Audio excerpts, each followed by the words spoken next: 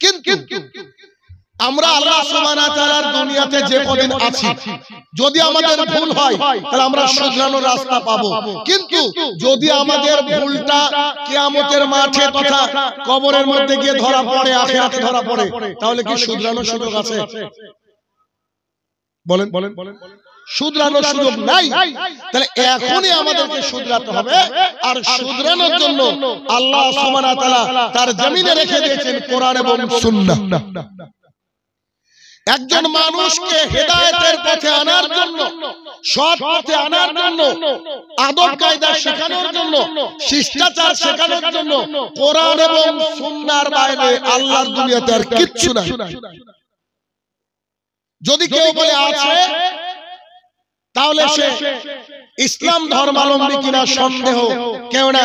রাসূলুল্লাহ সাল্লাল্লাহু আলাইহি ওয়াসাল্লাম শাহাদাত আঙুলটা আকাশের দিকে তুলে বলেছিলেন যে আজকে তোমাদের দ্বীনকে পরিপূর্ণ করে দেওয়া হলো। তার মানে এই ধর্মের মধ্যে কোনো কিছু ঢোকানো অথবা এর থেকে কোনো কিছু বের করা যাবে না। আমি কিন্তু আপনাদেরকে একটু রেডি করছি। আমি আপনাদেরকে আর আলোচনা শোনাবো শিষ্টাচার। অত্র আলোচনা শোনানোর পূর্বে আপনাকে আপনাদের বিবেকের কাছে একটা প্রশ্ন রাখবো, এজন্য একটু রেডি করে নিচ্ছি। 1 মিনিট। আমার বাবা কৃষক মানুষ, আমার বাবা কৃষক মানুষ। ধান গম কি করে ফলাতে হয় আমার বাবা জানেন। আপনি বেলডাঙ্গা থেকে গেলেন, আপনি আমার বন্ধু, আমার বাবা এখানে বসে আছে, আপনি এখানে বসে আছেন, আমি পাশে বসে আছি। এখন আপনি আমার বাবাকে বললেন, চাচা গম চাষ কি করে করতে হয়? প্রশ্ন করতে পারে কি পারে না মানুষ? ভাই আমি এখন অনেক সবজি চিনি না, অনেক মাছ চিনি না। কেন? মানে এগুলোর সাথে অত যুক্ত নাই। ইদানিং একটু হাট বাজার করা শিখছি, খালি বলে এটা দেন, ওটা দেন, সেটা দেন, ব্যাস। কারণ ছোটবেলা তো বহুত করতো না। এখন আপনি আমার বাবার কাছে গেলেন, আপনি আমার বয়সী মানুষ, আপনি আমার বাবাকে জিজ্ঞাসা করছেন, চাচা গম কি করে আবাদ করতে হয়? দেখেন, আমিও আর 5 জন মানুষের মতো আপনাদের সাথে মিলিয়ে কথা বলতে পারি। প্রত্যেক বছর আপনারা আমাকে ডাকবেন, কিন্তু আমি ওই বান্দা না। দেখেন, আমার আব্বা এবার আপনাকে বলছে, 1 মিনিট, আমি পারবো না তারপরে বলি, একটু বোঝার চেষ্টা করেন। আমার আব্বাকে আপনি জিজ্ঞাসা করলেন, চাচা কি করে গম ভালো উৎপাদন করা যায়, তরিকাটা বলেন। এখন আমার আব্বা আপনাকে বলছে, শোনো আমার বেটা, প্রথমে তোমাকে বেলডাঙ্গার বাজারে যেতে হবে, তারপরে সুন্দর করে একটা ভালো বীজ ঘর খুঁজে বের করতে হবে। বীজ ঘর খোঁজার পর তাকে বলতে হবে গমের বীজ আছে নাকি। সে বলবে জি আছে, অনেক প্রকারের গম আছে, আপনার কোনটা লাগবে? তো আমার অমুকটা লাগবে, আপনি আমাকে দেন। ইমানদারিতে বলেন তো কতজন মানুষ ভালো ফিল করবেন? বুঝেননি? আরেকটা উদাহরণ দিলে বুঝতে পারবেন। এটা একটু পরে। লাইলাতুল নিসফ মিন শাবান, শাবান মাসের দিবাগত রাত্রিতে, মিডল অফ দা শাবান, দিবাগত রাত্রিতে সাহুর করে 15 তারিখে শাবানের সিয়াম পালন করলে পেছনের গুনাহ ক্ষমা হয়। শুনেছেন কি শুনেননি? হাদিস মেড ইন চায়না। তো এই লাইলাতুল নিসফ মিন শাবানকে কেন্দ্র করে আমাদের সমাজে এখনো বহু সমাজে হালুয়া রুটির প্রচলন আছে। হালুয়া রুটির প্রচলন আছে।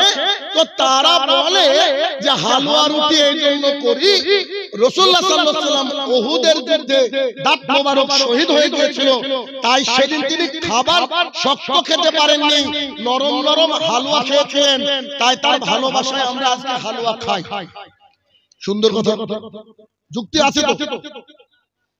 আমি আপনাকে দুটো কথা বলবো, একটা যুক্তি, 2 একটা দলিল। আগে যুক্তিটা বলি। যুক্তিটা কি? শাইনুর রহমানকে খুব ভালোবাসেন, আজকে আপনি জলসাতে দাওয়াত করেছেন, একেবারে কলিজা দিয়ে ভালোবাসেন। রাস্তায় আসতে গিয়ে অ্যাক্সিডেন্টে আমার পাটা একটু ব্যথা করছে বা ভেঙে গিয়েছে। এবার আপনি আর আমি, আপনি যখন আমাকে রিসিভ করছেন এখানে, আমি একটু খুঁড়িয়ে খুঁড়িয়ে হাঁটছি, আপনিও আমাকে দেখে দেখে খুঁড়াচ্ছেন। আপনার সাথে কি ভালো ব্যবহার থাকবে না খারাপ হবে? আরে ভাই এমনি আমি বিপদে আছি আর আপনি খুঁড়িয়ে খুঁড়িয়ে চলছেন, এটা হবে? তার মানে রাসূল সাল্লাল্লাহু আলাইহি ওয়াসাল্লামের দাঁত ভেঙেছে বলে আমরা তার ব্যথায় ব্যথিত হয়ে ওই দিন আমরা হালুয়া খাবো, এটা জায়েজ নয়, এটা যুক্তি। এবার দলিলটা কি? এক মিনিট। মানুষ যখন এসব হাদিস লিখে, এসব গ্রন্থ লিখে, এরা তো গাঁজা খায়, গাঁজা আবার এক্সপায়ারি ডেট ওয়ালা খায়। আপনি এখন বলবেন, এখন আপনি নিজে বলবেন, দেখেন এই মাসটার নাম কি? শাবান, এরপরে রমাদান, তারপরে শাওয়াল। ভালো করে বুঝবেন, শাবান, রমাদান, শাওয়াল। তৃতীয় হিজরির শাওয়াল মাসের ওই সম্ভবত শনিবার রাসূলুল্লাহ সাল্লাল্লাহু আলাইহি ওয়াসাল্লামের দাঁত মোবারক ভেঙে গিয়েছিল উহুদের ময়দানে। শাওয়াল মাসে রাসূল সাল্লাল্লাহু আলাইহি ওয়াসাল্লামের দাঁত ভাঙলো, আর আমাদের দাঁতে ব্যথা হলো আল্লাহ রাসূলের দাঁত ভাঙার 2 মাস আগে। কেন বলেছি গাঁজা খাওয়া করেছেন কি? রাসূলুল্লাহ সাল্লাল্লাহু আলাইহি ওয়াসাল্লামের দাঁত এখনো ভাঙেনি, আর আপনার আমার দাঁত ভাঙা শুরু হয়েছে, ব্যথা শুরু হয়েছে। তার মানে আমি আপনাকে এর আগের যুক্তি দিয়ে বুঝাতে চাইলাম, যখন আপনি কোরআন এবং সুন্নাহ বলবেন তখন আপনাকে ফলো করতে হবে মুহাম্মদ সাল্লাল্লাহু আলাইহি সাল্লামকে। তিনি যেমন করে চলেছেন, যেমন করে বলেছেন, যেমন করে আমল করেছেন, যেমন করে জাতির সামনে দ্বীনের দাওয়াত দিয়েছেন, তেমন করে আপনাকে হুবহু জাতির সামনে দ্বীনের দাওয়াত দিতে হবে। যদি আল্লাহ রাসূলের তরিকাকে আপনি আমি মেইনটেইন না করি, তাহলে এই দাওয়াতে আমাদের জাতির কোনো উপকার হবে না। আমি এখন একটা কঠিন কথা বলবো, সে কথাটা হচ্ছে এই, আমাদের আহলুল হাদিসের মধ্যেও এখন মনে হয়েছে যে সিনেমা করতে পারবেন। কেন? বক্তাকে কমেডিয়ান পাওয়া যায়। এখনই কবুলে লিখেন, কমেডিয়ান বক্তা, মজার ওয়াজ আসবে কি আসবে না? ব্যাস, নালে বাড়ি যেতে দেন না আমাকে। এক, বক্তাদের মধ্যে কমেডিয়ান হয়ে গেছে। 2, এআর রহমান তো কিসের সুর করে, ওর চেয়ে আরো ভালো সুরেলা বক্তা আমাদের আছে। 3, বর্তমানে যে শিল্পী গান বের করেছে ওর চেয়ে আরো বেশি গান, ভালো গান মুখস্থ করে ফেলেছে আমাদের আলেম সমাজ। 4, মাঝে মাঝে এমন এমন জলসা দেখি যে একজন বক্তৃতা করছে আর আরেকজন তার ঘাড়ের উপরে উঠে নাচছে, মানে ফাইটিং আছে।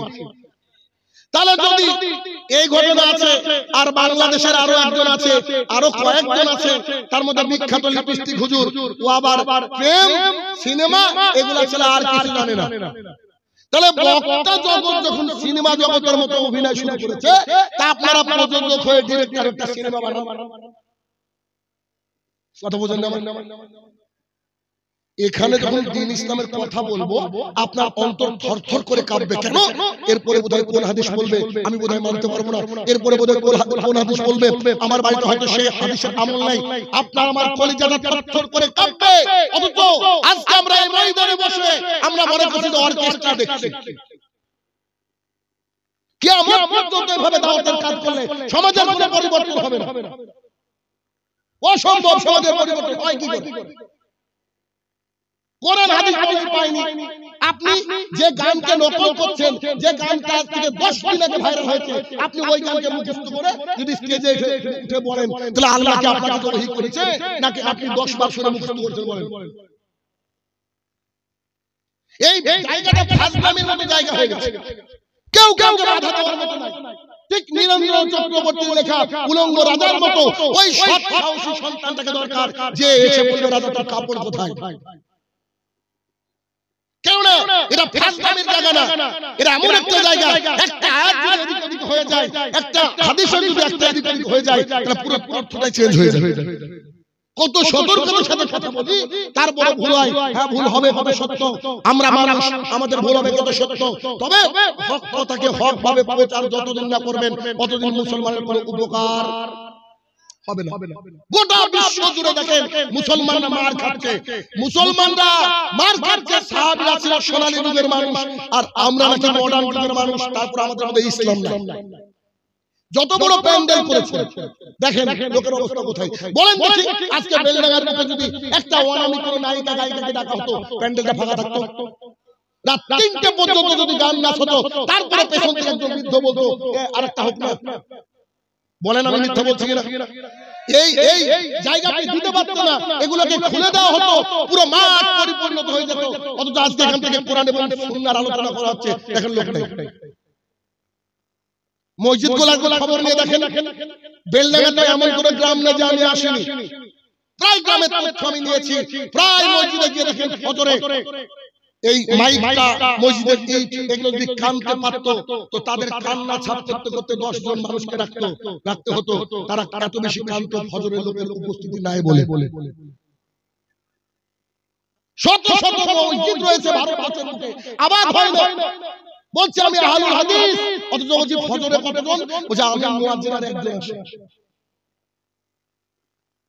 দায়িত্ব পালন করে যদি জান্নাত যাওয়া যেত, সর্বপ্রথম জান্নাতে হচ্ছেন আবু তালেব। আল্লাহ রাসূলের যে দায়িত্ব পালন করেছেন পৃথিবীতে, তার মতো দায়িত্ব পালন করার আর আসবে বলে আমার জানা নাই। মুসলিম শরীফের হাদিস, ওর চাচা হচ্ছে জাহান্নামী। দায়িত্ব পালন করে লাভ নাই। আজকের মাহফিলে মিনিমাম একটা ভালো বাজেটের খরচ হয়েছে, 8-10টা গরু জবাই হয়েছে। যদি এই গরু জবাই এই টাকা এটাকে অপচয় করে আমরা কিছু শিখতে না পারি, ব্যয় করে শিখতে না পারি, আগামী দিন থেকে জলসা করিয়েন না, আল্লাহর কাছে বিপদ ঘনিয়ে আসবে। সেদিন বিপদ দূর করা কেউ থাকবে না। কথা বোঝাতে পারলাম কি? কষ্ট পাচ্ছেন? তো উচিত আপনাদের। কেন পাবেন না? আপনি মানুষ না? আমি তো হক কথা বলতে এসেছি। অতএব খুব সাবধানতা অবলম্বন করতে হবে। কোরআন এবং সুন্নাহ শুধু ইবারত সুন্দর করে, মাখরাত সুন্দর করে কিরাত করবেন, আর ভালো ভালো কথা বলবেন, আর গান গাইবেন, এ দিয়ে জাতি শুধরাবেন। শুধরাতে হলে আল্লাহ রাসূল সাল্লাল্লাহু আলাইহি ওয়াসাল্লাম যেভাবে নিজে আমল করেছেন, প্রথমে আগে হাদিসের উপরে, কোরআনের উপরে, তারপরে জাতিকে দাওয়াত দিয়েছেন, এই কাজ করতে হবে। আম্মা জানা আয়েশা রাদিয়াল্লাহু তাআলা আনহা বলেন, তাকে যখন জিজ্ঞাসা করা হলো, আচ্ছা আপনি বলেন তো আল্লাহ রাসূল সাল্লাল্লাহু আলাইহি ওয়াসাল্লামের চরিত্র কেমন ছিল? আম্মা জানা আয়েশা রাদিয়াল্লাহু তাআলা বলেন, আল্লাহ রাসূলের চরিত্র তোমরা কি কোরআন পড়ো নাকি? জি, আমরা তো কোরআন পড়ি। পুরো কোরআনটা হচ্ছে রাসূল সাল্লাল্লাহু আলাইহি ওয়াসাল্লামের চরিত্র। কি বলছেন? আম্মা জানা আয়েশা রাদিয়াল্লাহু তাআলা। শিষ্টাচার, আপনাদেরকে শিষ্টাচার দেখাবো আজকে। দেখেন সূরা হামিম শিষ্টা, আল্লাহ সুবহানাহু ওয়া তাআলা এই সূরার মধ্যে উল্লেখ করছেন যে শোনো, কোন খারাপ মানে মন্দ আর খারাপ মানে ভালো আর খারাপ কখনো এক হতে পারে না। ভালো আর খারাপ এক হতে পারে না। তোমরা সব সময় খারাপকে প্রতিহত করবা তোমার ভালো ব্যবহার দিয়ে। আল্লাহ তাআলা বলছেন, বলছে যে খারাপ আর ভালো কখনো সমান হতে পারে না। খারাপ আর ভালো কখনো সমান হতে পারে না। আর তোমার সবচেয়ে উত্তম ভালো ব্যবহার দিয়ে তুমি কি করবা? সমাজকে পরিবর্তন করবা। সমাজকে পরিবর্তন করবা। তোমার যারা শত্রু তারা তোমার বন্ধু রূপে মিলিত হবে। যারা শত্রু তারা কি হবে? বন্ধু রূপে চলে আসবে। যদি তোমার মানে ম্যানার, যদি তোমার আখলাক, যদি তোমার মানে ব্যবহার সুন্দর হয়। এখন আপনার মনে হতে পারে আখলাক, ব্যবহার, চরিত্র এটা কি করে শুনতে হয়? আল্লাহ সুবহানাহু ওয়া তাআলা এই কমপ্লিট কোড অফ লাইফ, পূর্ণাঙ্গ জীবন বিধান কোরআনুল কারীম দিয়ে দিয়েছে। যে কোরআনের মধ্যে একেবারে আগাগোড়া শিষ্টাচার আর শিষ্টাচার, আদব আর আদব। আজকে মুসলমান ভাই ভাই হানাহানি, মুসলমানের মধ্যে মিল নাই। এক মাযহাবের লোক আরেক মাযহাবের লোককে দেখতে পারে না, এক তরিকার লোক আরেক তরিকার লোককে দেখতে পারে না। অথচ দুজনেই কালেমা পড়েছে, দুজনেরই শিক্ষক মুহাম্মদ সাল্লাল্লাহু আলাইহি ওয়াসাল্লাম, দুজনেরই সিলেবাস কোরআন এবং সুন্নাহ। তারপরে তারা এই ভিন্ন মত প্রচার করে জাতির সামনে একে অপরের সাথে এতটা মানে উল্টো পথে হাঁটছে যে বীর জাতিরা আমাদেরকে একত্রিত হয়ে আজকে দেখেন গোটা বিশ্ব জুড়ে মুসলমানকে মার খাওয়া। এর জন্য দায়ী কারা? আমরা নিজেরাই। আমাদের চরিত্রকে শুধরাতে হবে আল্লাহ রাসূল সাল্লাল্লাহু আলাইহি ওয়াসাল্লামের তরিকা অনুযায়ী। কেমন? একটু দেখেন, আপনাদেরকে দেখাই। আমি আমল, আখলাক, চরিত্র এবং সার্বিক জীবনে যে শিষ্টাচার যেটা আমাকে কমিটি নির্ধারণ করে দিয়েছে তার উপরে আলোচনা করতে চাইছি। যদিও সহজ আলোচনা, আপনাদের ভালো লাগবে বলে আমি আশাবাদী। একটু একটু করে শুনবেন। যদি আমরা আখলাক চরিত্র নিয়ে আলোচনা করতে চাই তাহলে প্রথমে একজন ব্যক্তির নাম আমাদেরকে উল্লেখ করতে হবে। তিনার নাম হচ্ছে মুহাম্মদুর রাসূলুল্লাহ সাল্লাল্লাহু আলাইহি ওয়াসাল্লাম। তিনি কে বলেন তো? বিশ্ব জাহানে যত মানুষকে আল্লাহ তাআলা প্রেরণ করেছেন তাদের মধ্যে সবচেয়ে উন্নত চরিত্র কে? মুহাম্মদ সাল্লাল্লাহু আলাইহি ওয়াসাল্লাম। সবচেয়ে উন্নত চরিত্র আল্লাহ তাআলা তাকে দান করেছেন, তার নাম হচ্ছে মুহাম্মদ সাল্লাল্লাহু আলাইহি ওয়াসাল্লাম। দলিল আনাস ইবনে মালিক রাদিয়াল্লাহু তাআলা আনহু বলেন, আমি মুহাম্মদ সাল্লাল্লাহু আলাইহি ওয়াসাল্লামের খেদমতে 10টি বছর পার করে দিয়েছি। তিনি আমাকে জীবনে উফ এই শব্দটুকু করেননি। আমি মুহাম্মদ সাল্লাল্লাহু আলাইহি ওয়াসাল্লামের খেদমতে 10টি বছর পার করেছি। তিনি আমাকে উফ এই শব্দটুকু করেননি এবং তিনি আমাকে কোনোদিন বলেননি যে তুমি এটা কেন করেছো, তুমি এটা কেন করোনি। কি দিয়ে বুঝাবো? আল্লাহ রাসূল সাল্লাল্লাহু আলাইহি ওয়াসাল্লামকে একজন নবী এবং রাসূল, আল্লাহ তাআলার তরফ থেকে মনোনীত। তার সাথে কে থাকে? আনাস ইবনে মালিক। কত বছর? আপনি যে অফিসে কাজ করেন দেখেন আপনার বসের সাথে কেমন ব্যবহার। আপনি যে স্কুলে শিক্ষকতা করেন একটু দেখেন তো হেডমাস্টারের সাথে আপনার কি অবস্থা। আপনি যদি কোনো দোকানে কোনো কর্মচারী হয়ে কাজ করেন আপনার মালিকের সাথে আপনার ব্যবহার তো দেখেন তো। আপনি যদি কোথাও কোনো ফ্যাক্টরিতে কাজ করেন আপনার মালিকের সাথে আপনার ব্যবহারটা একটু মিলান তো। কিন্তু আনাস ইবনে মালিক রাদিয়াল্লাহু আনহু বলছেন যে আমি 10টা বছর তার কাছে থেকেছি, তিনি আমাকে উফ শব্দটুকু করেননি আর তিনি আমাকে বলেননি আনাস এটা তুমি করলা কেন, আনাস এটা তুমি করোনি কেন। এ বাক্য আল্লাহ রাসূল 10 বছরে কোনো দিন বলেননি। সুবহানাল্লাহ বাড়ি গিয়ে বলবেন। এ হচ্ছে মুহাম্মদুর রাসূলুল্লাহ সাল্লাল্লাহু আলাইহি ওয়াসাল্লাম। আখলাক চরিত্র কাকে বলে একটু আপনাকে দেখাবো, তারপর একে একে শিষ্টাচার দেখাবো। রাসূল সাল্লাল্লাহু আলাইহি ওয়াসাল্লাম বসে আছেন মসজিদে। একজন ইহুদি মানুষ এসে মসজিদে দাঁড়িয়ে পেশাব করা শুরু করলো। ওমর ইবনে খাত্তাব রাদিয়াল্লাহু আনহু রেগে গেলেন, আরে আমাদের উপাসনালয় মসজিদে এত বড় সাহস, কে পেশাব করে? আচ্ছা বলেন তো, আমাদের সামনে যদি কোনো একজন মানুষ সে বিধর্মী হোক অথবা অন্য কোনো আমাদের ধর্মেরই হোক না কেন, এরকম কোন কুলাঙ্গার যদি আমাদের মসজিদে দাঁড়িয়ে পেশাব করে, আপনি আমি যদি সেখানে উপস্থিত থাকি আমাদের হাত কি পকেটে থাকবে? নিশ্চয়ই সে পরম্পরা হাসপাতালে ভর্তি হবে। এটা আমাদের চরিত্র, আমাদের চরিত্র মানুষ। মুহাম্মদ সাল্লাল্লাহু আলাইহি ওয়াসাল্লাম যে দৃশ্য দেখছেন যে ইহুদি দাঁড়িয়ে দাঁড়িয়ে পেশাব করছে, সাহাবীরা রেগে গড়গড় করছে, তখন আল্লাহ রাসূল বলেন দাঁড়াও দাঁড়াও দাঁড়াও দাঁড়াও, লেট হিম ফিনিশ, তাকে শেষ করতে দাও। কি করো? তাকে শেষ করতে দাও। পেশাবে ডিস্টার্ব করিও না। পেশাব করা শেষ, তখন মুহাম্মদ সাল্লাল্লাহু আলাইহি ওয়াসাল্লাম সাহাবীকে বলছে পানি এনে ধুইয়ে দাও। এই লোক কি ইসলাম না গ্রহণ করে পারবে? বুঝেন না? বুঝাই চরিত্র কি আমি দেখাচ্ছি। রাসূলুল্লাহ সাল্লাল্লাহু আলাইহি ওয়াসাল্লাম বসে আছেন, সাহাবীরা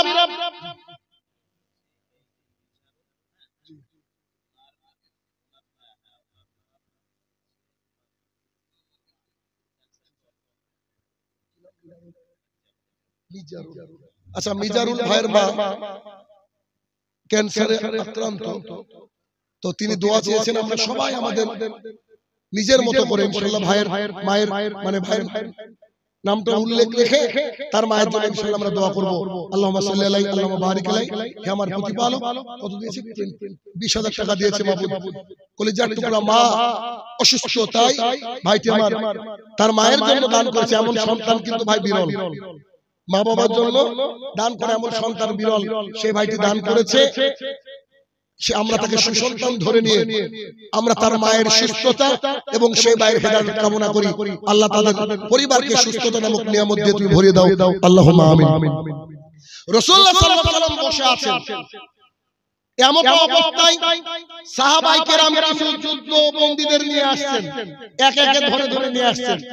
রাসূলুল্লাহ সাল্লাল্লাহু আলাইহি ওয়াসাল্লাম খেয়াল করলেন যে একজন সাহাবী উসামা বিন উসাল, সুমামা বিন উসাল, সরি সুমামা বিন উসাল, একে ধরে এনেছে, ধরে এনে নিয়ে যাচ্ছে। এখন বলেন তো সাহাবীরা কেন ওকে চিনে না?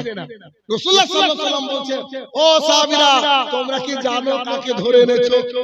তো বলছে বন্দী, যুদ্ধে হেরে গেছে, ধরে এনেছে, কি অসুবিধা? তো বলছে যে যাকে ধরেছো উনি একটা এলাকার গোত্রপতি, ধরেন এমপি, বুঝেননি? এমপি বুঝতে পেরেছেন? কারণ এমপি কে ধরে আনছেন আম পাবলিক, কেমন হবে? তো রাসূলুল্লাহ সাল্লাল্লাহু আলাইহি ওয়াসাল্লাম মিসকি হাসছেন আর বলছে ওকে খাবার দাও, ওকে ভেতরে নিয়ে গিয়ে খাবার দাও। রাসূলুল্লাহ সাল্লাল্লাহু আলাইহি ওয়াসাল্লাম তার কাছে গিয়ে বলছে, সুমামা ইবনে উসাল কেমন আছো? তো বলছে আপনি যদি আমাকে ছেড়ে দেন মুক্তিপণ দেওয়া হবে, আর আপনি যদি আমাকে হত্যা করেন তার বিনিময় নেওয়া হবে, মানে আপনাকে হত্যা করা হবে। কোথায় আছে? আল্লাহ রাসূলের ঘরে, আল্লাহ রাসূলের বাসায়, আল্লাহ রাসূলের বাড়িতে থেকে আল্লাহ রাসূলকে বলছে ছেড়ে দিলে তো বাঁচলেন, আর না ছাড়লে ভাগ্য খারাপ আছে, সোজা ভাষা বুঝানোর জন্য। পরের দিন রাসূল সাল্লাল্লাহু আলাইহি ওয়াসাল্লাম বলছেন, সুমামা কি খবর? আপনি যদি ছেড়ে দেন আপনাকে মুক্তিপণ দেওয়া হবে, আমাকে যদি হত্যা করা হয় তার ব্যবস্থা পরে করা হবে। কিছু বললেন না।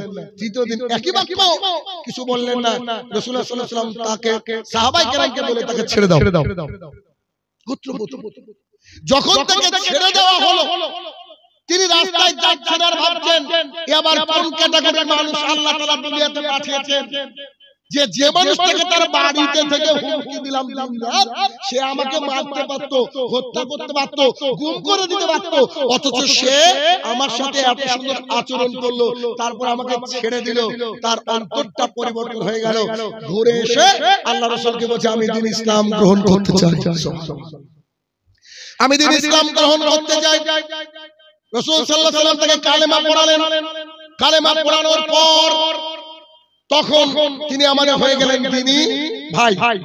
দেখেন তাহলে এই যে কোরআনুল কারীমের হামিম সেজদার 33-34 নম্বর আয়াত, আল্লাহ সুবহানাহু ওয়া তাআলা বলেছেন যে তোমার সবচেয়ে উত্তম ব্যবহার তোমার শত্রুর সাথে করো, সে অবশ্যই তোমাকে বন্ধুরূপে একদিন দেখা দিবে।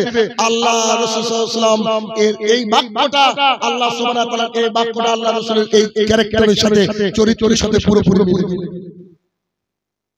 রাসূলুল্লাহ সাল্লাল্লাহু আলাইহি ওয়াসাল্লামের চরিত্র ছিল এইটা, সাহাবায়ে কেরামের চরিত্র ছিল আল্লাহ রাসূল সাল্লাল্লাহু আলাইহি ওয়াসাল্লামের হুবহু। তিনারা অনুসরণ করার চেষ্টা করতেন।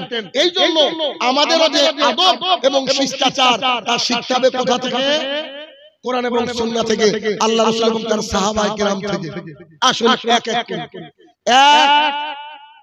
প্রথম আদব এবং শিষ্টাচার এই বিষয়ে যদি আমরা কথা বলি, তাহলে একজন মুসলমান তার পরিচিত অথবা অপরিচিত কোন মানুষকে দেখলে প্রথমে সালাম প্রদান করবে।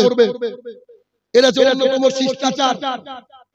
আপনার সন্তান ফোনটাকে কানে তুলে বলছে হ্যালো বলেন, এ কথা বলা যাবে না। আপনার সন্তানকে, আপনার সন্ততিকে, আপনার পরিবারের লোকজনকে শেখাবেন তোমরা যখনই কোন মুসলমান এবং পরিচিত হোক অপরিচিত হোক তাদেরকে দেখে তোমরা সালাম প্রদান করবা। তোমরা যখন কোন বাড়িতে ঢুকবা, নিজের হোক অথবা পরের বাড়িতে হোক, তোমাদের প্রথম ডিউটি এবং দায়িত্ব হচ্ছে তোমরা বাড়ির মধ্যে সালাম দিবা। যদি তোমার বাড়িটা তালাবদ্ধ থাকে, বাড়িতে যদি কেউই না থাকে, তারপরেও বাড়িতে চাবিটা বিসমিল্লাহ বলে ঢুকিয়ে প্রথমে বলতে হবে আসসালামু আলাইকুম ওয়া রাহমাতুল্লাহ। সালাম দিয়ে বাড়িতে ঢুকতে হবে। কেন? সালাম দিলে বাড়িতে ঢুকলে বারাকা আসে, সালাম দিয়ে বাড়িতে ঢুকলে শয়তান নাস্তানাবুদ হয়ে যায়। সালাম দিলে বাড়িতে যে ফেরেশতারা থাকে সেই ফেরেশতারা সালামের জবাব দিয়ে থাকে। আজকে থেকে শুরু করবেন, বলেন ইনশাআল্লাহ। নিজের বাড়িতে ঢোকার সময় সালাম দেওয়া হয় না, অথচ অন্য জায়গায় সালাম দেওয়া হয়। মানুষকে জিজ্ঞাসা করলে বলেন লজ্জা লাগে, বলে না?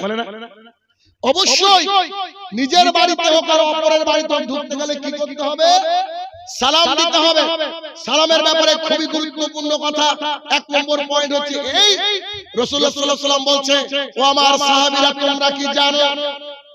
তোমরা কি জানো যে তোমাদেরকে জান্নাতে নিয়ে যাওয়ার জন্য একে অপরের প্রতি ভালোবাসা, একে অপরের প্রতি ঈমান, মানে ঈমান এবং একে অপরের প্রতি ভালোবাসা, এই দুটো জিনিস বেশি কাজ করে। তখন রাসূল সাল্লাল্লাহু আলাইহি ওয়াসাল্লামকে সাহাবায়ে কেরাম বলছে, আচ্ছা, তখন মুহাম্মদ সাল্লাল্লাহু আলাইহি ওয়াসাল্লাম বলছে, আমি কি তোমাদেরকে বলে দেব যে একে অপরের সাথে ভালোবাসা কি করে বাড়ে?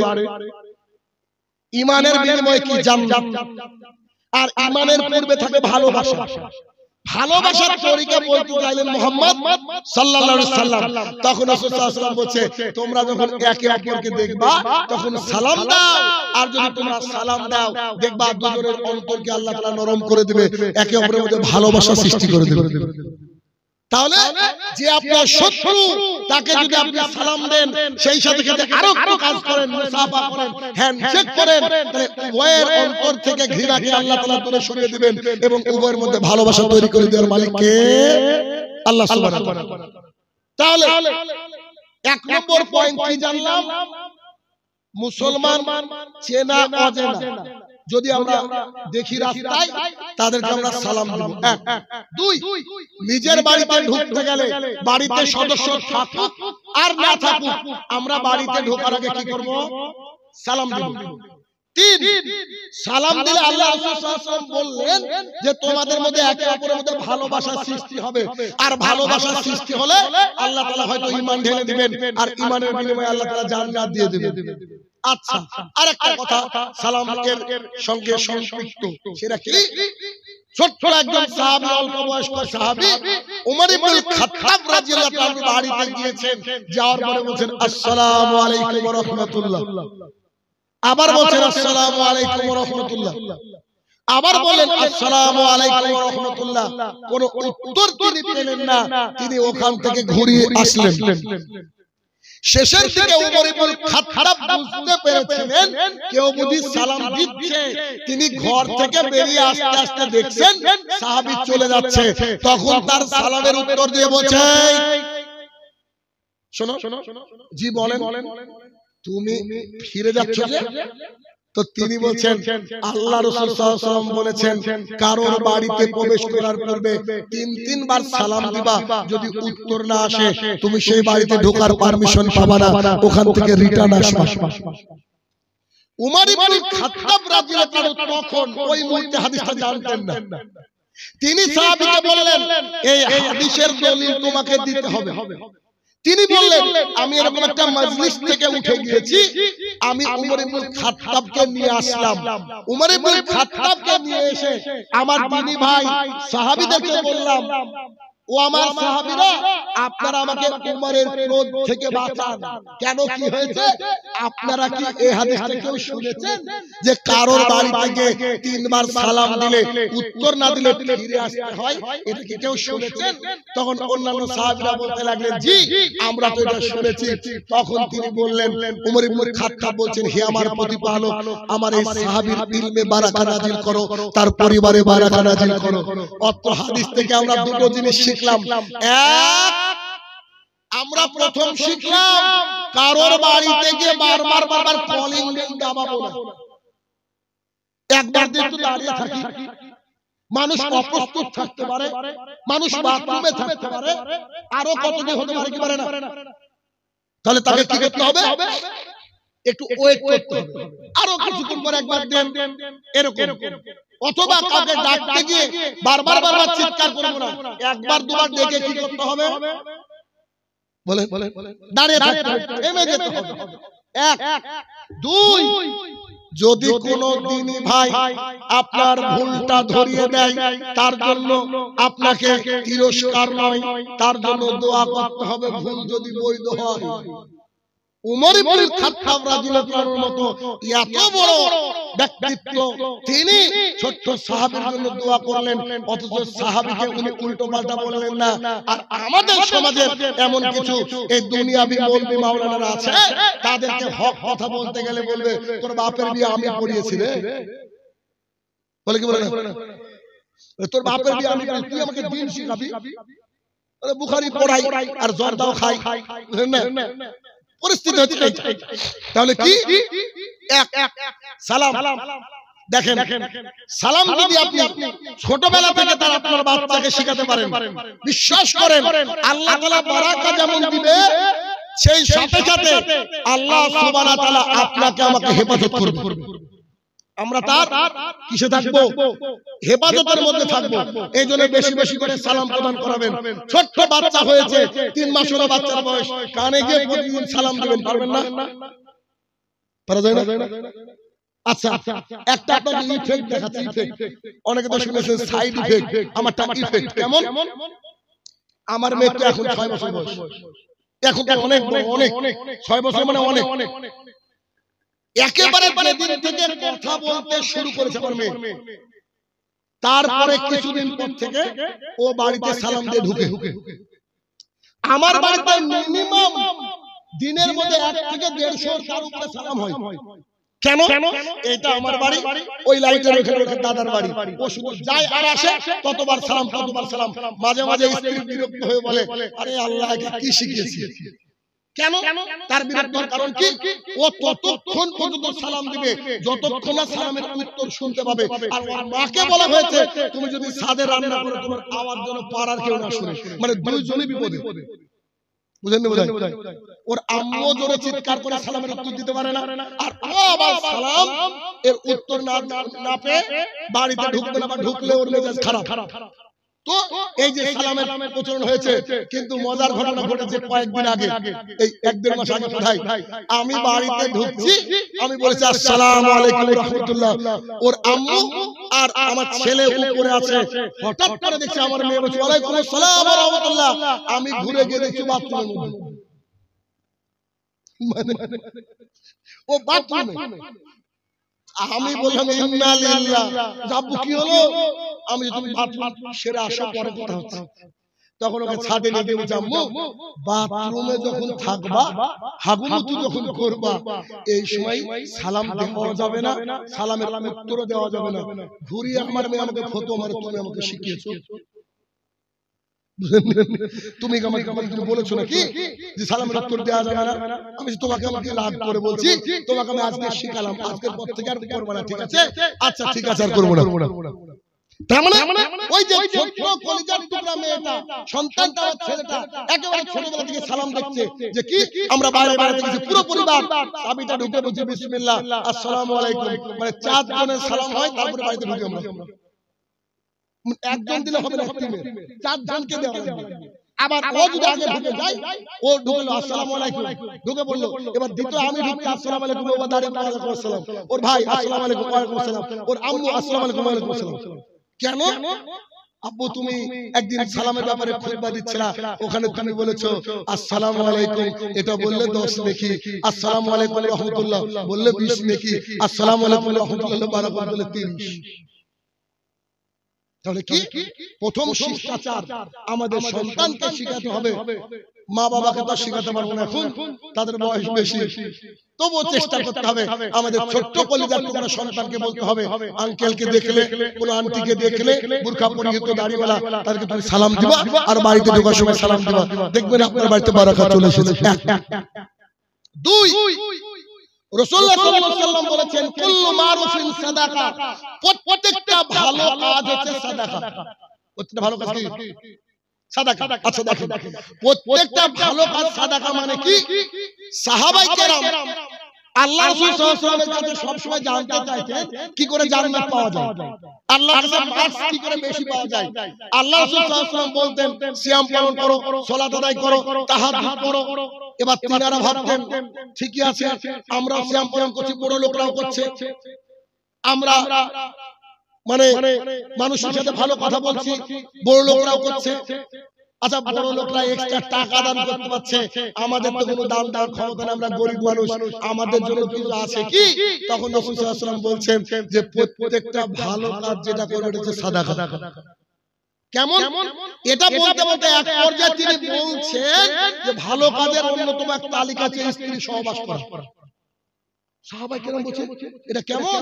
তখন মুহাম্মদ সাল্লাল্লাহু আলাইহি ওয়াসাল্লাম বললেন, তুমি যদি অপরের স্ত্রীকে নিয়ে কল্পনা করো, অপরের স্ত্রীর দিকে নজর দাও, বা মানে ওই বাসনা করো, তাহলে তোমার পাপ হবে।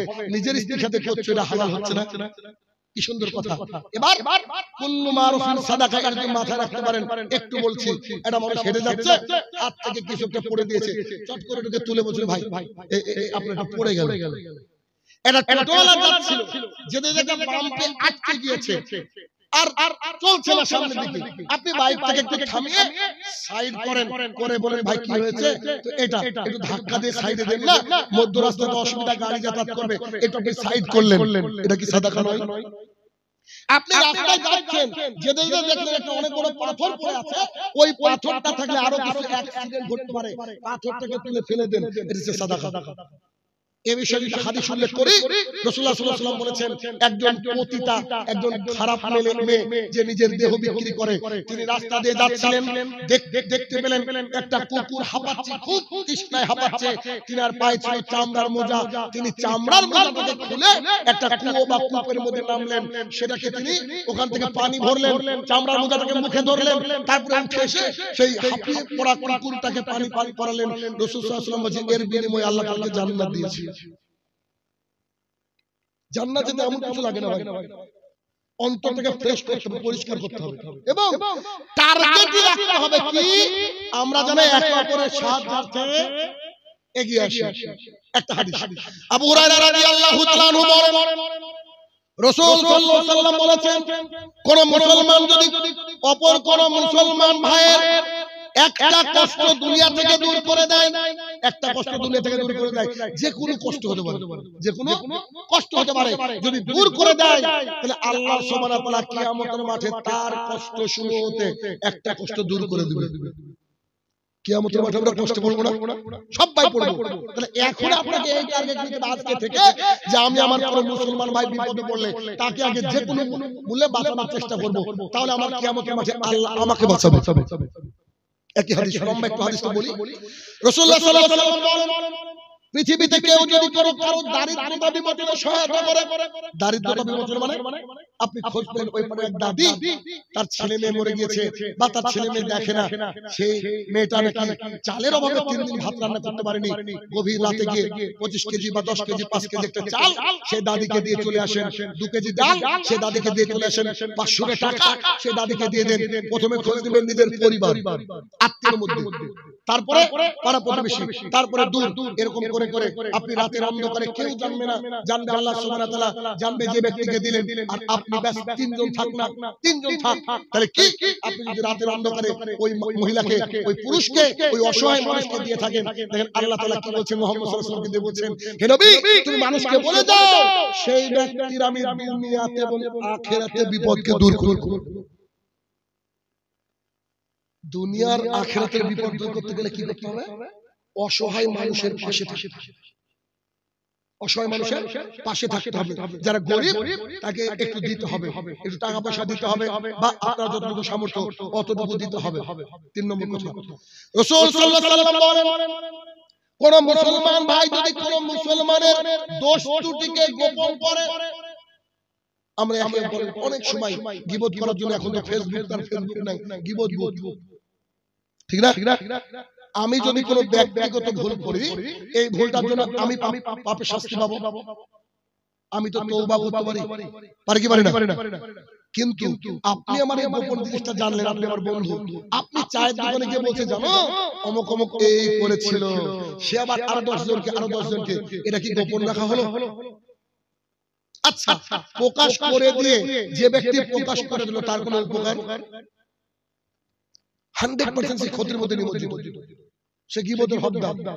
আসেন এবার দেখি, কোন ব্যক্তি যদি কোন মুসলমানের দোষ ত্রুটিকে গোপন করে, আল্লাহ তাআলা কিয়ামতের মাঠে তার দোষ ত্রুটিকে গোপন করবে। এবারে একটা প্রশ্ন হতে পারে, আচ্ছা ধরেন একজন মানুষ প্রকাশ্যে মুসলমানের ভেতরে কিছু একটা ঢুকিয়ে দিয়ে এই জাতিকে ধ্বংস করার চেষ্টা করছে, সেটাও কি গোপন রাখবো? কি বলেন, সেটা রাখা যাবে? সেটা রাখা যাবে না। এখন আপনাকে শিখেছি, যার সাথে দেখা কি বলতে হবে? আসসালামু আলাইকুম, মুসলমান হলে। এখন আপনার বাড়িতে আজকে রাতে চোর এসেছে, আমার বক্তৃতা গিয়ে শুনেছেন, শোনার পর চোর এসেছে, ভাই কে? আমি চোর, আসসালামু আলাইকুম, তারপরে মারবেন নাকি? তো সব জায়গায় তো আসসালামু আলাইকুম চলবে না, বুঝেন না? তাহলে কি দুই নম্বর পয়েন্ট যেটা বললাম, রাসূলুল্লাহ সাল্লাল্লাহু আলাইহি ওয়াসাল্লাম বলছেন যে দুনিয়ার মুখ থেকে কেউ যদি কারো বিপদকে দূর করে দেয়, আল্লাহ কিয়ামতে তার বিপদ দূর করে দেবে। দুনিয়ার মুখ থেকে কেউ যদি কারো দারিদ্রতাতে সাহায্য করে, আল্লাহ তাআলা দুনিয়াতে এবং আখিরাতে তার সাহায্য করবে।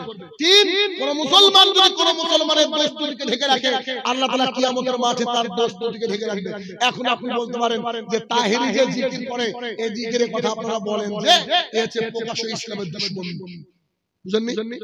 যারা প্রকাশ্য ইসলামের ক্ষতি করে, যেমন বাংলাদেশে আছে হিজবুত তাওহীদ, ওদের ইমাম বলে ইমাম, ওদের ইমাম হচ্ছে সেলিম। তো যে গুরু তার নাম হচ্ছে বাইজিদ খান কন্নি, ও আবার কি করে? প্রকাশ্যে সিগারেট টানের বিড়ি টানে। ইমানদার মানুষ তো বলছে প্রকাশ্যে খান কেন? বুঝে লুকিয়ে খেলে তো আল্লাহ তো দেখতে পাবে। আপনাদের থেকে লুকিয়ে খাওয়া হচ্ছে শিরক। কি ধর্ম বানিয়েছে চিন্তা করেন। তাদের মুখ উন্মোচন করে দিতে হবে কি?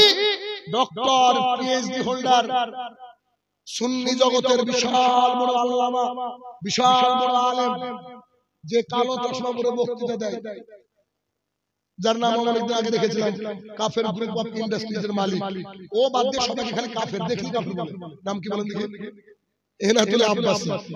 মিস্টার এনাতুল আব্বাসী বলছেন সূরা দুখানের 3 এবং 4 নম্বর আয়াতকে উল্লেখ করে বলছেন আল্লাহ তাআলা কোরআন নাযিল করেছে শবে বরাতের রাতে। আপনার বাচ্চা ছেলে যদি কেউ মাদ্রাসায় পড়ে, ওকেও জিজ্ঞাসা করেন, ও বলবে কি কোন সূরা আছে? ইন্না আনজালনাহু ফি লাইলাতুল কদর। কদর রাতে আল্লাহ কোরআন নাযিল করেছে। আর ও স্বভাব মানে এই শবে বরাত বিদাতকে সাপোর্ট করার জন্য কোরআনকে নিয়ে এসেছে আর 2 মাস আগে। তাদের ভুল আমাদেরকে ধরিয়ে দিতে হবে। যারা কোরআন সুন্নাহর কথা বলবো বলে উল্টো পাল্টা চলে, তাদেরকে ধরিয়ে দিতে হবে। বাকি মুসলমানের ব্যক্তিগত দোষটি কি করতে হবে?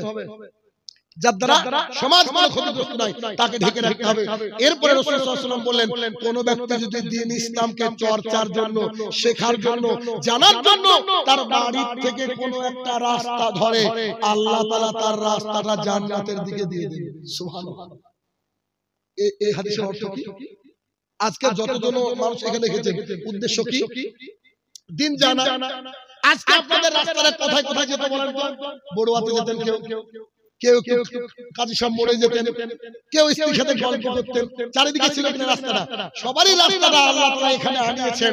তার মানে নিশ্চিত হয়তো আল্লাহ সুবহানাহু ওয়া তাআলা আমাদেরকে কবুল করেছেন বলে, আল্লাহ তাআলা আমাদেরকে জান্নাতে সহজ পথ দিতে চায় বলে আজকে আমরা এত বড় গ্রাম থেকে সামান্য কিছু মানুষের উপস্থিতি এখানে হয়েছে। আসলে ওরা হচ্ছে কপাল পোড়া, যারা আমি অত দূর থেকে আসলাম আর যারা বাড়ি থেকে আসতে পারেনি, এদের ভাগ্যে হেদায়েতের আলো হয়তো নাই। আমরা দোয়া করি আল্লাহ তাআলা তাদেরকে হেদায়েত দান করুক, আল্লাহুম্মা আমিন। তাহলে কি? শিষ্টাচার। আমরা শিষ্টাচার শিখছি। 3 নম্বর শিষ্টাচার হলো যখন আমরা পানি পান করব, পানি পান করার সময় আমরা বাম হাতে পান করি কি করি না? এমনও মানুষ আছে দিন জানা মানুষ, বাম হাতে গ্লাস ধরে ডান হাত তলায় ঢুকায়। এটা ডান হাত নয়, ভুল হচ্ছে। পুরো ডান হাতে ধরতে হবে আপনাকে, মানে হাতে তালুতে নিয়ে খান, মানে 2 হাত দিয়ে খান তাও ঠিক আছে, কিন্তু এভাবে খাওয়া যাবে না। ভালো করে বুঝুন কি রাসূলুল্লাহ সাল্লাল্লাহু আলাইহি ওয়াসাল্লাম বললেন, পানি পান করতে গেলে 6খানা নিয়ম লাগবে। 6খানা। এটা মুসলমান, আমরা যদি পানি পান করি 6টা নিয়ম লাগবে। 1, প্রথমে পানিটাকে দেখে নিতে হবে, কারণ ইসলাম হচ্ছে সায়েন্টিফিক। নোংরা থাকতে পারে পানিতে। 1, পানিকে দেখে নিতে হবে। 2, ডান হাতে ধরতে হবে। 3, বসতে হবে। 4, বিসমিল্লাহ বলতে হবে। 5, 3 শ্বাসে পানি পান করতে হবে, মানে ঢকাঢক ঢকাঢক পানি পান করা যাবে না। 6, শেষে বলতে হবে আলহামদুলিল্লাহ। এর জন্য মুসলমান পানি পান করবে। তাহলে পানি পানের আদব হচ্ছে এইটা, যে 6খানা নিয়ম মেইনটেইন করে পানি পান করব। এখন বিজ্ঞানীরা বলছে কোন ব্যক্তি যদি দীর্ঘদিন দাঁড়িয়ে ঢকঢক করে পানি পান করে, এই ব্যক্তির 95% চান্স হচ্ছে কিডনি ফেলিওর। বুঝেননি বোধহয়? এই কথা বোধহয় আমি মজা পেয়েছি, মজাটা আপনারও পাবেন। কি? সমস্ত বিজ্ঞানীর বাবার বাবা মুহাম্মদ সাল্লাল্লাহু আলাইহি ওয়াসাল্লাম 1450 বছর আগে বলেছেন। বুঝেননি? কিসের ডাক্তার? তিনি ডাক্তারের বাবা ছিলেন। তাই 1450 বছর আগে যখন সায়েন্সের এস পর্যন্ত ছিল না, তখন তিনি জাতিকে বলেছেন যে তোমরা পানি পান করার সময় 3 শ্বাসে পান করো, ধীরে ধীরে পান করো, বসে পান করো, আরামসে পান করো, তারপরে শেষে আল্লাহর গুণগান গাও। আদব, পানি পান করতে হবে এভাবে। 4 নম্বর আদব হচ্ছে যখন আমরা ইস্তেঞ্জা অর্থাৎ পায়খানা বাথরুম ব্যবহার করব, পায়খানা বাথরুম যখন আমরা ব্যবহার করব, পায়খানা বাথরুমে যাওয়ার পূর্বে আল্লাহ রাসূল সাল্লাল্লাহু আলাইহি ওয়াসাল্লাম দোয়া শিখিয়েছেন। সবাই তো জানি আমরা দোয়াটাকে পড়ে আমরা ভেতরে প্রবেশ করব। ভেতরে প্রবেশ করার পর বাথরুমের যা প্রাকৃতিক প্রয়োজন তা সেরে ওখান থেকে বেরিয়ে এসে আমরা বলবো গুফরানাকা। তার মাঝে একটা কথা হচ্ছে যে মুসলমানকে এত সতর্কতা অবলম্বন করতে হবে, বাড়ি করার সময় দেখতে হবে যে আমার পায়খানার প্যান বা কোমর যেটা সেটা যেন পূর্ব পশ্চিম অর্থাৎ কাবার দিক অথবা পেছন বা সামনে যেন না হয়। আবু সাঈদ খুদরি রাদিয়াল্লাহু তাআলা একজন জনৈক খ্রিস্টান বলছে, আরে তোমাদের ধর্মে কি পায়খানা বাথরুমের সিস্টেম তোমাদের নবী বলে গিয়েছে? তখন উনি বলছেন, জি আল্লাহ রাসূল বলেছেন যখন তোমরা পেশাব পায়খানা করবা তখন যেন তোমাদের পেছন বা সামনেটা যেন মানে কাবার দিকে না হয়। সোজা কথা। তাহলে আমাদেরকে এটা যদি পশ্চিম হয়, এটা যদি পূর্ব হয়, আমাদের পায়খানা কেন কি করতে হবে? এইদিকে। আরেকটা কথা আপনাকে বলি, এই রিলেটেড খুবই গুরুত্বপূর্ণ কথা, হয়তো অনেকে জানেন না, এটা খুব জানা দরকার। সেটা কি? যখন আপনি আপনার শৌচ কাজ সম্পন্ন করবেন, রাসূলুল্লাহ সাল্লাল্লাহু আলাইহি ওয়াসাল্লাম লজ্জাস্থানে ডান হাত লাগাতে নিষেধ করেছেন। লজ্জাস্থানে ডান হাত লাগাতে নিষেধ করেছেন। এই জন্য ফরজ গোসল করার সময় ডান হাতে মগ বা বদনা ধরে আপনার বাম হাত দিয়ে পরিষ্কার করতে বলেছেন।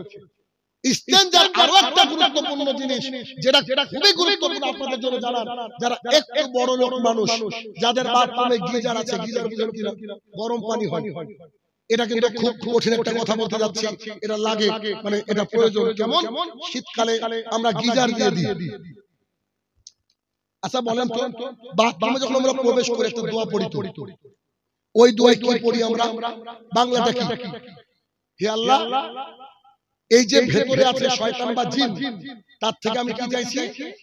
পানা চাইছি। আচ্ছা এবার তার মানে বাথরুমে যে শয়তান এবং জিন থাকে এটা বুঝলেন? এটা বুঝলেন তো?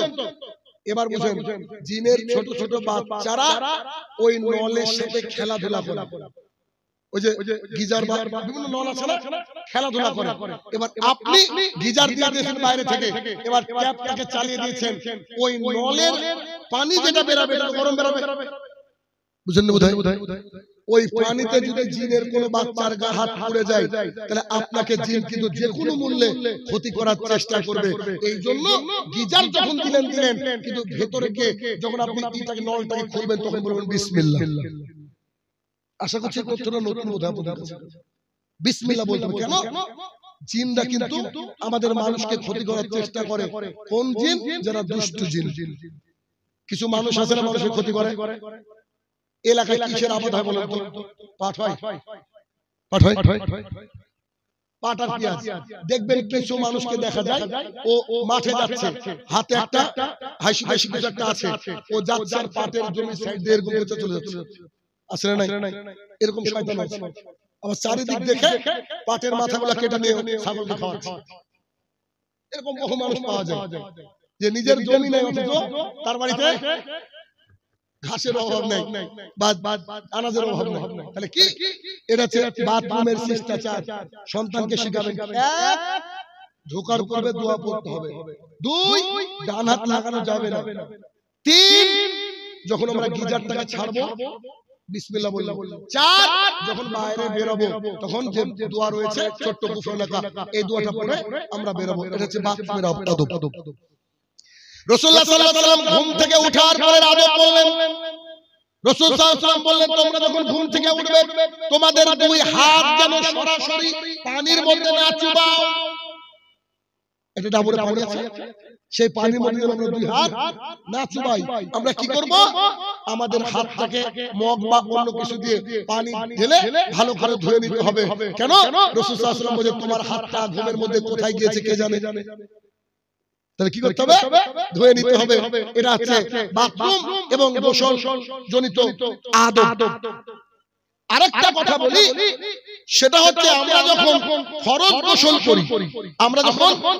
গোসল করি, ফরজ গোসলের শুরুতে যে ওযু, ওই ওযু একেবারে যদি আমরা মনে করি যোহর, আসর, মাগরিব বা ইশা যে ওয়াক্তের সালাতের আগে আমি ফরজ গোসল করলাম, ওই ওয়াক্তের সালাত আমরা ফরজ গোসলের ওযু দিয়ে আদায় করব।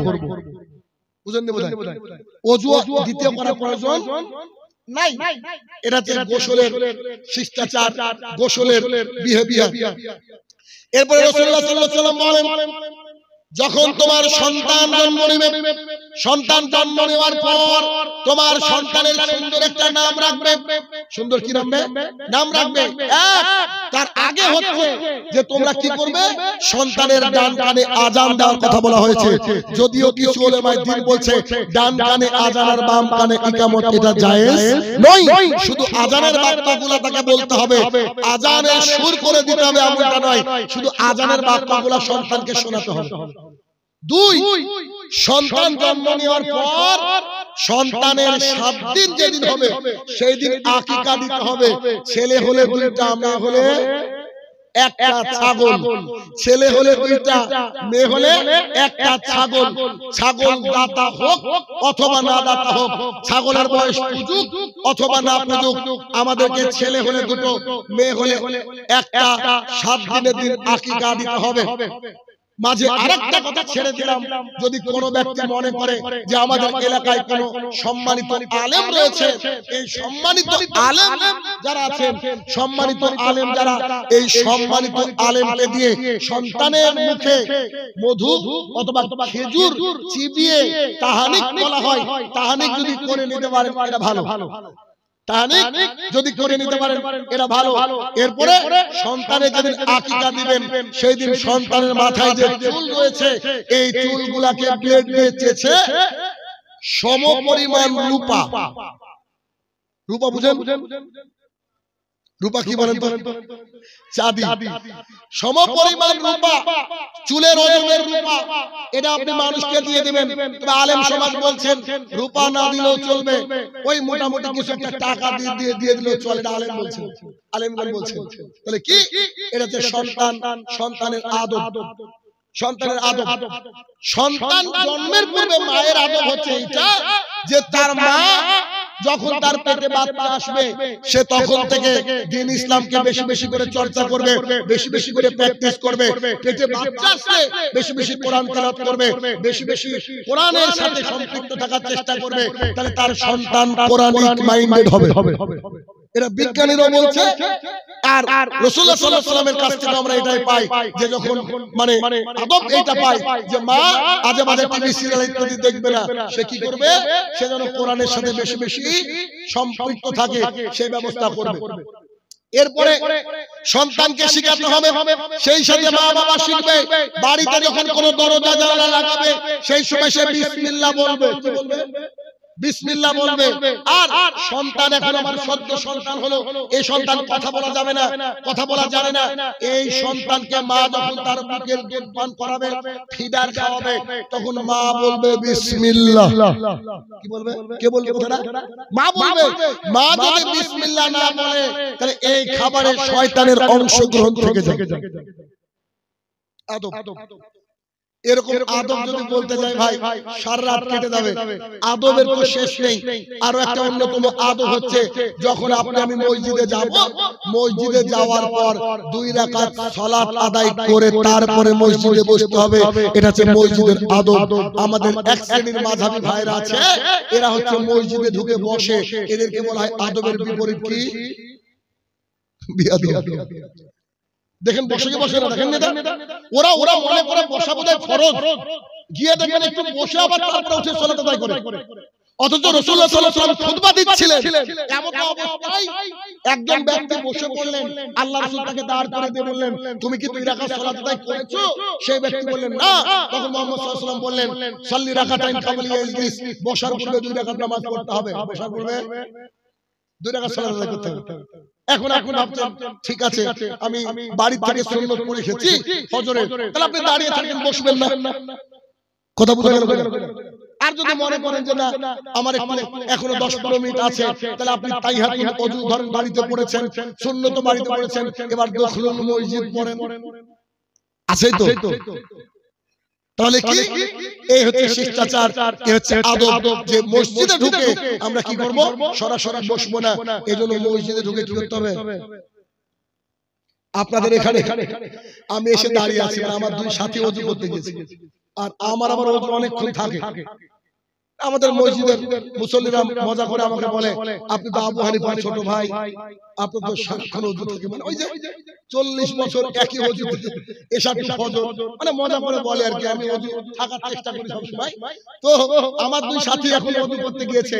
এবার যে ভাই আমাকে রিসিভ করেছে সে ভাই ভাবছে কি ব্যাপার, শাইনুল ভাই বসে না কেন, জায়গা কি পছন্দ হয়নি নাকি? আমি ঘুরে বেড়াচ্ছি, আসলে সালাতটা আদায় করে তবে তো বসবো, এটা উচিত, বুঝেন না? আচ্ছা, তারপর অনেক এটা উচিত নয়, যখন কোন সম্মেলন মাহফিলের আয়োজন করবেন, মসজিদে আলেম বা বক্তা আসবে, তাদের জায়গা মসজিদে করিয়ে নেন। কোন একটা বাসার ছোট্ট একটা ঘর করে দেন, মানে ওটাই ভালো। কেন? মসজিদে খাচ্ছে, ঝুটা নোংরা গুলা পড়ছে, নানান সমস্যা হয়। আল্লাহ তাআলার ঘর, এত মানে ঘর মসজিদকে একটু আদবের সাথে আমরা রাখা উচিত বলে আমরা মনে করি। আচ্ছা, মসজিদে আরো একটা আদবের আরো অন্যতম আদব হচ্ছে, মসজিদের মধ্যে যখন আমরা জুমার দিনে যাব, আমি বসে আছি, আরো একজন ব্যক্তি কথা বলছে বা কোনো কিছু একটা ডিস্টার্ব করছে, রাসূলুল্লাহ সাল্লাল্লাহু আলাইহি ওয়াসাল্লাম বলছে তুমি যেন ওকে নিষেধ করো না, এই তুমি এটা করো না, এই কথা বললে তোমার জুমার যে ফজিলতটা নষ্ট হবে। অথচ আল্লাহু আকবার, আমাদের বহু মসজিদ দেখা যায় যে বহু মানুষ এই খুতবার সময়, খুতবার 10 মিনিটের মধ্যে, খুতবার 5 মিনিটের মধ্যে ঘুমায় না, নাক পর্যন্ত ডাকে। এতে পরিস্থিতি আমাদের আদব। আরো একটা অন্যতম আদবের আদব হচ্ছে, আপনি আপনার সন্তানকে, কলিজার টুকরা মেয়েকে বলবেন, আম্মু তোমার 11 বছর 12 বছর পার হলে তোমাকে বুরকা পরতে হবে। সমাজের বুকে এখন শুধু দেখেন ধর্ষণ, জেনা, রাহাজানি আছে না, তাদের জন্য, মহিলাদের জন্য। রাসূলুল্লাহ সাল্লাল্লাহু আলাইহি ওয়াসাল্লাম বলছেন মহিলারা হচ্ছে চরম ফিতনা, যা বনি ইসরাইলের মধ্যে প্রথম এই ফিতনার মাধ্যমে বনি ইসরাইল ধ্বংস হয়েছে। এই প্রথম ফিতনা বনি ইসরাইলে শুরু হয়েছে, এটা হচ্ছে মহিলা। তাহলে কি করবেন? মহিলাদের আদব এ করবেন। কথা লিখেছে ভ্যালেন্টাইন ডে। ও এ মাসে তো কি, এ মাসে কয় তারিখ? আচ্ছা, ও আমার তো টাইম হয়ে গেছে। যাও তো ভ্যালেন্টাইন ডে এটাও একটা আদবের খেলা। কেমন? আমরা যদি আমাদের সন্তানকে আদব শেখাতাম, তাহলে ভ্যালেন্টাইন ডে আসতো না। ভ্যালেন এবং টাইম নামে দুজন নারী পুরুষ, এরা একে অপরকে পায়নি, তার জন্য ইহুদি খ্রিস্টানরা খাস করে এই 14 ফেব্রুয়ারি দিনটাকে তাদের ভালোবাসার স্মরণ দিবস হিসাবে পালন করে থাকে। এইটার নাম হচ্ছে ভ্যালেন্টাইন ডে, ইংরেজিতে বলেছে। তো এই ভ্যালেন্টাইন ডে মানে আমার কাছে হচ্ছে লুচ্চা দিবস। কেন? রাসূলুল্লাহ সাল্লাল্লাহু আলাইহি ওয়াসাল্লাম বলছেন, যদি কোন নারী আর পুরুষ একটা ঘরে থাকে, সেখানে তৃতীয় জন থাকে শয়তান। কোন নারী আর পুরুষ যদি সেপারেট একটা ঘরে থাকে, তৃতীয় জন থাকে শয়তান। আর পার্কে একটা গোলাপ নিয়ে গিয়ে বলছে আই লাভ ইউ, তার মানে শয়তানের বাপ ওর সাথে। তো এই যে ভ্যালেন্টাইন ডে কোথাকার একটা দিবস, আমাদের পশ্চিম বাংলায় এসে পালিত হয়। শুনে রাখবেন, খবরদার, আপনার ছেলে মেয়ে যদি বলে 14 তারিখে আমার এক্সট্রা ক্লাস আছে, কম্পিউটারের ক্লাস আছে, আপনার সন্তানকে বাড়ি থেকে বের হতে দেবেন না। সেদিন বলবেন, আম্মু ও আমার আব্বু কলিজার টুকরা, আজকে তোমার প্রাইভেট সব বন্ধ, আজকে বাইরে যাবে না। তাই তো মজা করে একটা কথা বলেছিলাম, সে কথা আপনাকে বলি, যে কোন একদিন একটা 17 বছরের মেয়ে ওর মাকে বলছে, আম্মু আজকে একটু ফিরতে দেরি হবে। জিন্সের প্যান্ট পরা মডার্ন মানুষ, বুঝেন না, আজকে একটু ফিরতে দেরি হবে। তোর আম্মু বলছে কেন? তো বলছে I have extra class today, আমার একটা এক্সট্রা ক্লাস আছে আজকে। তো ওর আম্মু বলছে ঠিক আছে আম্মা তুমি যাও ক্লাস করো, আপত্তি নেই, তবে তোমার 17 বছর বয়স, আজ থেকে 20 বছর আগে আমারও একটা এক্সট্রা ক্লাস ছিল, যার ফল হচ্ছে রেজাল্ট হচ্ছে তুমি। বুঝলেন? আমারও তোমার বয়সের সাথে সাথে 1 বছর আগে আমার এরকম একটা এক্সট্রা ক্লাস ছিল বলে আমি আমার মা বাবাকে বলে গিয়েছিলাম, তার ফসল তুমি। এখন তুমি এক্সট্রা ক্লাসে যাবা না বাড়িতে থাকবে? কয়েকদিন আগের ঘটনা, বাবাকে দেখিনি, তার মাটা বুরকা পরা, পূর্ণ হিজাব, গোটা বাংলাদেশ হিলে গেল। মেয়েটার নাম সম্ভবত সুবা বা কিছু একটা নাম, মাত্র 11 বছর বয়স। আমার গায়ের লাইন দাঁড়িয়ে আছে কথা বলতে গিয়ে, তাদেরকে খুঁজে পাওয়া যাচ্ছে না। সোশ্যাল মিডিয়া একেবারে পার হয়েছে। আমার কলিজার টুকরা সন্তান কোথায় হারালো, কোথায় হারালো খুঁজেন। তখন মেয়েটাকে সাংবাদিক এক জায়গায় পেয়েছে, সে এক টিকটকার, সেটার নাম হচ্ছে মামুন। গুলিস্তানে শাড়ির দোকানে 7,000 টাকা বেতনে কাজ করে। সেই ছেলেটার সাথে চলে গিয়েছে কোন এক কন্যা, 11 বছরের বয়স। সাংবাদিক তাকে প্রশ্ন করছে, সাংবাদিক তাকে বলছে তোমার বাবার কাছে ফিরবা, তুমি কেমন আছো? মেয়েটা খিলখিল করে হাসছে আর বলছে আমি ভালো আছি। কল্পনা করতে পারছেন সমাজটা কোন দিকে যাচ্ছে? আপনি আমি আমার সন্তানদেরকে যখন স্কুলে পড়াচ্ছি, প্রাইভেটে পড়াচ্ছি, খোঁজ নিতে হবে ভাইরা আমার, নইলে একেবারে আমরা শেষ হয়ে যাব। কারণ একটা বাবার, একটা মায়ের তো স্বপ্ন যে আমরা যা করেছি আমাদের সন্তানরা ভালো থাক, এই জন্য দিন রাত পরিশ্রম হয় ভাইরা। আর এই সিচুয়েশনে এসে যদি আমরা আমাদের সন্তানকে ভ্যালেন্টাইন ডে, তারপরে র্যাক ডে, এখন আবার র্যাক ডে বলে একটা জিনিস পালন হচ্ছে, সেটা কি? স্কুলে কলেজের শেষের দিন সবাই সাদা পোশাক পরে যায়, স্কুল ড্রেস পরে যায়, একে অপরের পোশাকে আজে বাজে লিখে, এটা নাকি মনে রাখতে হবে। এই জন্য কি দুনিয়া! চিন্তা করেন, নবীনবরণ একটা মেয়ে, একটা ছেলে প্রথম কলেজে ঢুকছে, তার বুকটা দূরে দূরে কি হবে? প্রথম দিন গিয়ে অনুষ্ঠান পাচ্ছে, সেই অনুষ্ঠানে কি বলা হচ্ছে? সেই অনুষ্ঠানে প্রিন্সিপাল, প্রফেসর সব বসে আছে, আর সামনে একটা মেয়ে হিন্দি গানে ডান্স করছে, তার শরীরের 4 ভাগের মধ্যে 3 ভাগে কাপড় নেই। একটা সন্তান যখন গিয়ে অশ্লীলতা দেখছে, ওর শিক্ষার কি হবে? এজন্য বলেছিলাম education is the backbone of nation. শিক্ষা জাতির মেরুদণ্ড, এটা মিথ্যা কথা, এটা হওয়া উচিত ছিল the proper education is the backbone of nation. সঠিক শিক্ষা হচ্ছে জাতির মেরুদণ্ড। কারণ আজকে এই গ্রামে 30 বছর আগে এত এমএ পাস মানুষ ছিল না, এখন এমএ পাস বেশি, অথচ প্রতিদিন ধর্ষণ হচ্ছে। প্রতিদিন বাবার জমি জমা নিয়ে বাবাকে হত্যার হুমকি দিচ্ছে সন্তান। বোনের জমির ভাগ নিতে আসলে বলেছে তোকে তো 3 লাখ টাকা খরচ করে জমি দিয়ে দিয়েছি, তুই আবার ভাগদারি কিসের? এরা বলছে শিক্ষিত। কলকাতার হোটেলে গিয়ে বলছে গোশত হালাল তো, বাড়িতে বন্ধ। বোনের সম্পদকে মেরে দিয়েছে। শেষ দায় গিয়ে আল্লাহ দরবারে কাঁদছে, আগে বোনকে জমি দাও, তারপর শেষ দায় গিয়ে কাঁদো।